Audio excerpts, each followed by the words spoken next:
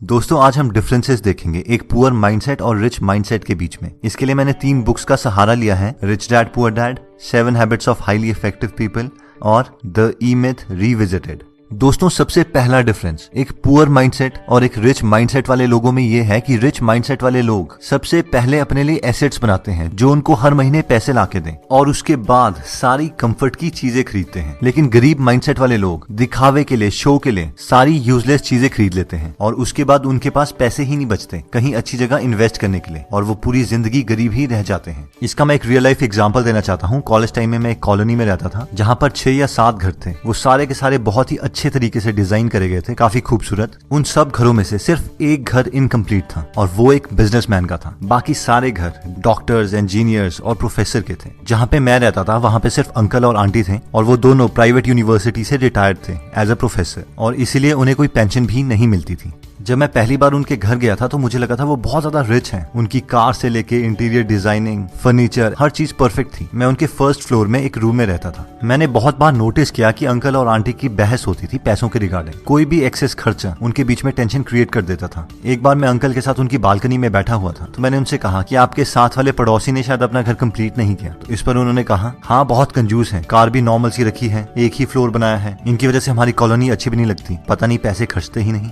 थोड़े महीनों के बाद मैं वहां से शिफ्ट हो गया था तो एक बार मुझे अंकल का कॉल आया और उन्होंने कहा कि अगर आपका कोई फ्रेंड है पीजी के लिए तो हमारे पास यहाँ पे वैकेंसी है, आप रेकमेंड कर दीजिएगा। मैंने कहा ओके अंकल। लेकिन मुझे ये बात अजीब लगी कि उन्होंने अगले ही दिन मुझे दोबारा कॉल कर दिया और उन्होंने मुझसे कहा कि क्या आपने किसी फ्रेंड से पूछा? तो मैंने कहा हाँ, लेकिन वो कह रहे हैं कि आपका पीजी काफी कॉस्टली है। तो उन्होंने कहा कि वो तो होगा ही, हम इतनी फैसिलिटीज जो प्रोवाइड कर रहे हैं। और फिर नेक्स्ट डे उनकी दोबारा कॉल आ गई और उन्होंने मुझसे कहा कि हम अपना प्राइस कम करने के लिए तैयार हैं, आप उन्हें यहाँ पे भेज दीजिए। लेकिन एक्चुअल में मेरे फ्रेंड्स के लिए वो प्राइस भी ज्यादा था और वो वहां नहीं गए। जब मैंने ये पूरी स्टोरी को रिच डैड पुअर डैड की थियोरी के साथ कंपेयर किया तो मैंने ऑब्जर्व किया कि 1 सिर्फ वहां पे एक बिजनेसमैन का ही घर था जिसका एक फ्लोर बना हुआ था और 1-1.5 साल के बाद वही घर उस पूरी कॉलोनी में सबसे बड़ा था। उन्होंने 3 फ्लोर्स बना दिए थे और वो बहुत ही सुंदर बनाया था। सेकंड, अंकल ने होंडा सिटी रखी हुई थी लेकिन वो ट्रेवल स्कूटर में करते थे। हो सकता है वो अपने पैसे बचाने के लिए करते हों, लेकिन मैं ये जानता था कि बाहर से बेशक वो बहुत अमीर दिख रहे हों, अंदर से उन्हें पैसों की कमी थी जिसकी वजह से उनके और उनके वाइफ के बीच में बहस भी होती थी। और दोस्तों पुअर मेंटालिटी वाले लोग ऐसी ही गलतियां करते हैं। सैलरी 15,000 होगी लेकिन आईफोन 50,000 का ले लेंगे। जितनी रिक्वायरमेंट है उससे बहुत बड़ी गाड़ी लोन पे ले लेंगे। 10-10 हजार की जीन्स ले लेंगे, शूज ले लेंगे। लेकिन अमीर मेंटालिटी वाले लोग इस चीज को एक्चुअल में कैलकुलेट करते हैं कि कोई भी प्रोडक्ट उन्हें कितनी वैल्यू प्रोवाइड कर सकता है और तभी उसके लिए पे करते हैं। नेक्स्ट पॉइंट कहता है कि अमीर मेंटालिटी वाले लोग सबसे पहले खुद को पे करते हैं, उसके बाद किसी और को। आप में से बहुत सारे लोगों ने रिच डैड पुअर डैड पढ़ी होगी, लेकिन बहुत कम लोग रॉबर्ट और उनकी वाइफ किम कियोसाकी की एक्चुअल स्टोरी जानते हैं। इन दोनों की शादी से पहले रॉबर्ट बहुत ज्यादा उधार पर थे। ये दोनों चाहते थे कि अपनी लाइफ को इम्प्रूव करें, लेकिन इनकी मंथली सैलरी से ज्यादा इनकी मंथली लोन इंस्टॉलमेंट्स थी जो इन्हें देनी पड़ती थी। लेकिन रॉबर्ट को अपने रिच डैड के सारे प्रिंसिपल्स याद थे जिन्होंने कहा था कि अपने आप को सबसे पहले पे करो। इसीलिए रॉबर्ट कहते हैं कि हम अपनी सैलरी का 20% हमेशा सेव करते थे। फिर चाहे उधार वाले लोगों से जितना मर्जी प्रेशर क्यों ना आ रहा हो, उस प्रेशर को हम एज अ मोटिवेशन यूटिलाइज करते थे और एक्स्ट्रा काम करके इंस्टॉलमेंट्स के लिए पैसा इकट्ठा करते थे, क्योंकि ये जानते थे अगर ये पहले उधार देने लग जाएंगे और अपने लिए कुछ भी सेव नहीं करेंगे तो ये कभी भी अमीर नहीं बन पाएंगे। और बाद में इन्होंने अपने सेव करे हुए पैसों से ही बाकी इन्वेस्टमेंट्स करी और फाइनली मिलियनेयर बन गए।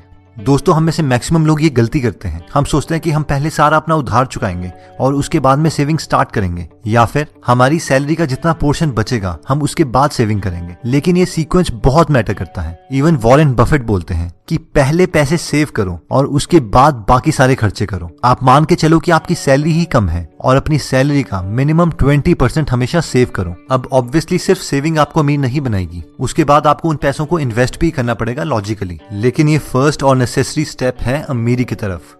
नेक्स्ट पॉइंट कहता है कि अमीर मेंटालिटी वाले लोग अपने स्किल्स को पूरी जिंदगी भर इम्प्रूव करते रहते हैं। इसी प्रिंसिपल को 7 habits of highly effective people book में शार्पन द सॉ के नाम से बताया गया है। क्या आपने कभी ये नोटिस किया है कि बहुत कॉस्टली प्रोडक्ट्स की एडवर्टाइजमेंट कभी भी टीवी में नहीं दिखाई जाती? कभी भी फरारी वाले आपको टीवी में एडवर्टाइज करके ये नहीं बोलेंगे कि आप उनसे फरारी खरीद लो। ना ही कोई हेलीकॉप्टर की कंपनी या प्राइवेट जेट की कंपनी आपको अपना प्रोडक्ट दिखाने के लिए पैसे खर्च करेगी। लेकिन अब सवाल आता है कि ऐसा क्यों है? मैक्सिमम पॉपुलेशन तो टीवी ही देखती है। ऐसा इसलिए है क्योंकि ये लोग जानते हैं कि जो लोग इन प्रोडक्ट्स को एक्चुअल में खरीद सकते हैं वो अपना टाइम टेलीविजन में वेस्ट नहीं करते। ज्यादातर मिडिल क्लास मेंटालिटी वाले लोग graduation, post graduation, PhD, post doc कर चुके हैं, इसलिए वो सोचते हैं कि वो रेस्ट डिजर्व करते हैं और उन्हें कुछ नया सीखने की जरूरत नहीं है, और वो आराम से जॉब के बाद घर में आते हैं और टीवी देख के अपने को रिलैक्स करते हैं, क्योंकि वो सोचते हैं वो इस चीज को डिजर्व करते हैं। वैसे ही कहीं मिडिल क्लास बिजनेसमैन घर में आके आराम से सीरियल्स देखते हैं। नई चीजें सीखना उनके दिमाग में प्रेशर क्रिएट करता है, लेकिन रिच मेंटालिटी वाले लोग ये जानते हैं कि उन्हें अपनी स्किल्स पूरी जिंदगी भर इंप्रूव करते रहनी है। नई चीजें सीखना उनका पैशन है, ये चीज ही उन्हें रिलैक्स करती है। अगर हम बिल गेट्स का एग्जांपल लें तो वो माइक्रोसॉफ्ट से रिटायरमेंट ले चुके हैं, वो एक बिलियनर है, उन्हें कुछ करने की जरूरत नहीं है,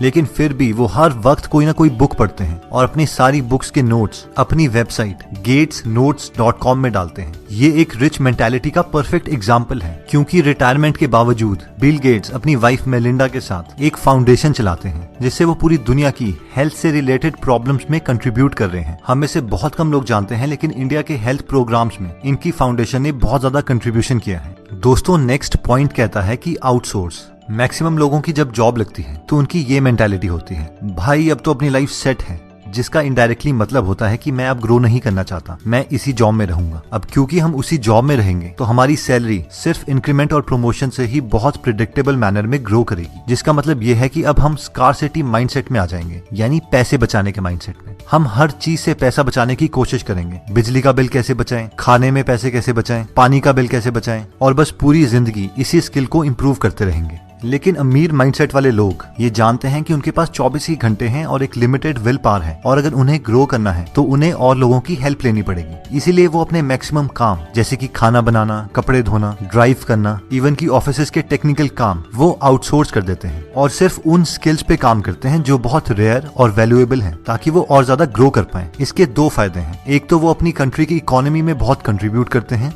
दूसरा इस प्रोसेस में बहुत सारे लोगों को जॉब दे देते हैं। लेकिन एक पुअर मेंटालिटी वाले लोग इन लोगों को देख के बहुत चिढ़ते हैं, यार ये तो बहुत स्टाइल मारते हैं, बिना नौकरों के तो ये काम नहीं करते। लेकिन रिच मेंटालिटी वाले लोगों के दिमाग में कुछ और ही चल रहा होता है। उनका मेन मकसद स्टाइल मारना नहीं, बल्कि अपने टाइम को बचाना होता है, जिसे गलत इंटरप्रेट किया जाता है। अब दोस्तों, इसका मतलब ये भी नहीं है कि आप सारे काम को आउटसोर्स कर दो और बाद में घर में बैठ के दोबारा से टीवी ही देखो। इसका मतलब सिर्फ ये है कि अगर आप ग्रो कर रहे हो और अगर आपको और लोगों की हेल्प चाहिए तो आप अपनी ग्रोथ को रोकोगे नहीं और हिचकिचाओगे नहीं, और इसीलिए कामों को आउटसोर्स कर दोगे। दोस्तों, नेक्स्ट पॉइंट कहता है कि think win win. Human psychology को समझने के लिए रिसर्चर्स ने एक एक्सपेरिमेंट किया। उन्होंने दो लोग जो एक दूसरे को नहीं जानते थे, उन्हें एक कमरे में बिठाया और टेबल पर $100 रख दिए। रिसर्चर्स ने उन लोगों को बताया कि आपको ये $100 आपस में बांटने हैं, लेकिन हमारी कुछ कंडीशंस हैं। कंडीशन नंबर 1, पहला आदमी ये डिसाइड करेगा कि वो दोनों $100 को कैसे कैसे बांटेंगे। कंडीशन नंबर 2, दूसरा आदमी ये डिसाइड करेगा कि पहले आदमी ने जितने डॉलर्स उन दोनों में बांटे हैं, क्या वो उसे मंजूर है या नहीं। अगर वो उसे मंजूर है तो दोनों को उतने उतने डॉलर्स मिल जाएंगे, लेकिन अगर उसे वो चीज मंजूर नहीं है तो किसी को कुछ नहीं मिलेगा। अब रिसर्चर्स ने एक पैटर्न देखा। अगर पहला आदमी $100 को $50 करके बांटता था तो दूसरा आदमी उसे एक्सेप्ट कर लेता था और दोनों को $50 मिल जाते थे। अगर वो 60-40 करके बांटता था तो भी दूसरा आदमी उसे एक्सेप्ट कर लेता था। लेकिन अगर पहला आदमी उसे 70-30 करके बांटता था तो दूसरा आदमी उसे रिजेक्ट कर देता था और दोनों को कुछ नहीं मिलता था। यानी ह्यूमन इमोशंस का टिपिंग पॉइंट 70-30 था। रिसर्चर्स ने ये एक्सपेरिमेंट बहुत लोगों में रिपीट किया, लेकिन ये नंबर 70-30 के आसपास ही आ रहा था। उसके बाद उन्हें लगा शायद $100 डेवलप्ड कंट्रीज के लिए कम है, इसलिए वो डेवलपिंग कंट्रीज गए और उन्हें भी सेम ही ऑफर दिया, लेकिन उसके बावजूद रिजल्ट्स सेम रहे। अगर आप दूसरे आदमी होते तो आपका भी यही डिसीजन होता कि पहले आदमी ने अपने को 70 क्यों दिए और मुझे सिर्फ $30, इसलिए मैं भी उसे 70 क्यों लेने दूं। और शायद आप इमोशनली ठीक भी होते, लेकिन अगर हम इसे लॉजिकली देखें तो आपको वैसे भी कुछ नहीं मिल रहा था। आपको सिर्फ हाँ बोलनी थी और आपको वो डॉलर्स मिल जाते। लेकिन मैक्सिमम लोग इस डील को ना ही बोलते हैं, और ये पुअर माइंडसेट वाले लोगों की साइकोलॉजी है, जहाँ पे जेलेसी, चिढ़, कॉम्पिटिशन जैसे इमोशंस हैं। लेकिन एक रिच माइंडसेट वाले लोग हमेशा अपना दिमाग यूज करके कोई ना कोई ऐसा मेथड निकाल देते हैं जिससे दोनों का फायदा हो सके। वो विन विन में बिलीव करते हैं। विन लूज या लूज लूज वाली डील्स वो नहीं करते। इवन विन विन सिचुएशन में अगर उन्हें कम परसेंटेज भी मिल रही हो, फिर भी वो उस डील को कर लेंगे, क्योंकि वो जानते हैं कि वो हजारों ऐसी अपॉर्चुनिटीज और क्रिएट कर देंगे और अपने लिए और बाकियों के लिए भी एक अच्छा प्रॉफिट कमा देंगे। तो दोस्तों, इस वीडियो में हमने 5 पॉइंट्स कवर करें। सबसे पहला था फर्स्ट एसेट्स देन कंफर्ट। सबसे पहले ऐसे सोर्सेज क्रिएट करें जिससे आपको पैसे आए और उसके बाद ही कंफर्टेबल और शो वाली चीजें खरीदें। सेकंड, पे योरसेल्फ फर्स्ट। सबसे पहले खुद को पे करें। हमेशा कोशिश कीजिए कि अपनी इनकम का एटलीस्ट 20% पहले सेव करें, चाहे आप पे जितना मर्जी प्रेशर आ रहा हो। ये मान के चलें कि आपकी सैलरी ही कम है और बाद में उस 20% का कुछ परसेंटेज इन्वेस्ट करना सीखें। थर्ड हमने किया था आउटसोर्स। अगर आप अपने को इम्प्रूव कर रहे हैं और आपको टाइम की जरूरत है तो आप अपने काम आउटसोर्स कर सकते हैं। इन चीजों में कंजूसी ना दिखाएं। फोर्थ, कंटिन्यूसली अपने स्किल्स इंप्रूव करते रहें, नया नया मटेरियल्स पढ़ते रहें। दोस्तों, अगर आप फ्री में बुक समरीज पढ़ना चाहते हैं तो हमने गीगल ऐप बनाई है। वो ऐप आप डिस्क्रिप्शन में दिए हुए लिंक पे जाके डाउनलोड कर सकते हैं। और फाइनली आता है थिंक विन विन। ये मत सोचो कि दूसरे को मेरे से ज्यादा मिल गया। आप ये सोचो कि आपको पहले कुछ नहीं मिल रहा था, उसके कंपैरेटिवली अभी आपको कुछ मिल रहा है। और अगर आप टैलेंटेड हो तो आप ऐसी सिचुएशंस बहुत क्रिएट कर दोगे। लाइफ में जल्दी आगे बढ़ना सीखो, क्योंकि हमारी लाइफ इतनी बड़ी नहीं है और हम इस धरती पर हमेशा के लिए नहीं है। दोस्तों, कमेंट सेक्शन में आप बता सकते हैं कि आप नेक्स्ट वीडियो किस टॉपिक पर चाहते हैं, ताकि हमें भी फीडबैक मिले और उसी टॉपिक्स को हम कवर करें। इस चैनल को जरूर सब्सक्राइब कर लीजिए और बेल का बटन दबा दीजिए ताकि आप ऐसी नॉलेजेबल वीडियोस कभी मिस ना करें। और इस वीडियो को लाइक जरूर कीजिएगा ताकि हमारा कॉन्फिडेंस बढ़े।